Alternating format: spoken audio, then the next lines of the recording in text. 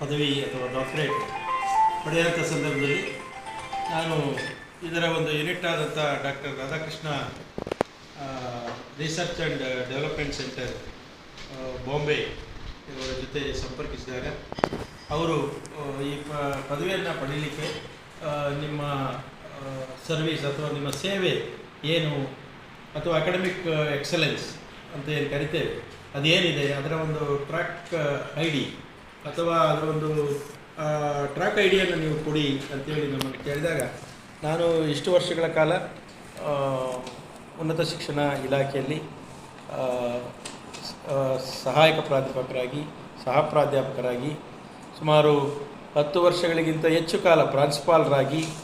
ಕಾರ್ಯವನ್ನು ನಿರ್ವಹಿಸಿ, ನ್ಯಾಕನ್ನು ಕೂಡ ನನ್ನ ನೇತೃತ್ವದಲ್ಲಿ ಸುಮಾರು 2 ನ್ಯಾಕ್ಗಳನ್ನು ಮಾಡಿ, ಅದಾದ ನಂತರ ಸಿಂಡಿಕೇಟ್ ಮೆಂಬರಾಗಿ ಕಾರ್ಯವನ್ನು ನಿರ್ವಹಿಸಿ, ಅಕಾಡೆಮಿಕ್ ಕೌನ್ಸಿಲ್ನಲ್ಲಿ ಕಾರ್ಯವನ್ನು ನಿರ್ವಹಿಸಿ, KGCTಯಲ್ಲಿ ಸಂಘದ ಪದಾಧಿಕಾರಿಯಾಗಿ ಕಾರ್ಯವನ್ನು ನಿರ್ವಹಿಸಿ, ರಾಜ್ಯಶಾಸ್ತ್ರ ಅಕಾಡೆಮಿಯ ಅಧ್ಯಕ್ಷರಾಗಿ ಮತ್ತು ಇತರ ಹಲವಾರು ಸಂಘ ಸಂಸ್ಥೆಗಳಲ್ಲಿ ಕಾರ್ಯವನ್ನು ನಿರ್ವಹಿಸಿ, ಜೊತೆಗೆ ಸಮಾಜದ ಹಲವಾರು ವಲಯಗಳಲ್ಲಿ ಗುರುತಿಸಿಕೊಳ್ಳುವಂಥ ಕಾರ್ಯವನ್ನು